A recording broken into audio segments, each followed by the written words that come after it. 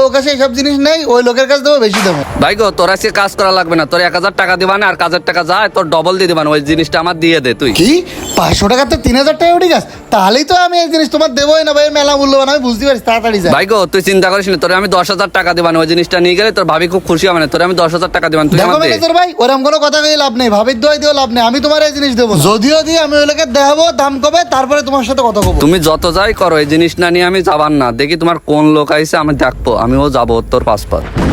এ নাই দে ভাই গো, দাঁড়া দাঁড়া শোন আমার কথাটা শোন, এ আরে ভাই গো আমার শোন, পাসপোর্ট তার কি দাঁড়া কাটছে? দাঁড়া ভালো শোন। জায়গায় বললাম, আসসালামু আলাইকুম স্যার, এই যে সেই জিনিসটা ধরেন দিন। ওয়াও, এটা অরিজিনাল। ভাই কি কি কি জিনিস ভাই ওইটি? ও ভাই আছে দামে একটা পাথর। আর নাহিদ ভাই, এই কি সব লোকজন নিয়ে আসছেন? এসব ডিলের সময় কি এসব লোকজন নিয়ে আসতে হয়? আরে ভাই আমি কি এসব লোক আনতে চাই? এই লোক আছে, আমি যে জায়গায় ওই যে কাজ করি মাটি কাটা জানে পাইছি জিনিসটা, ওই জায়গার ম্যানেজার। আমি কলাম এই জিনিসটা হয় মহাজনের দেবো আর নয় বাইরের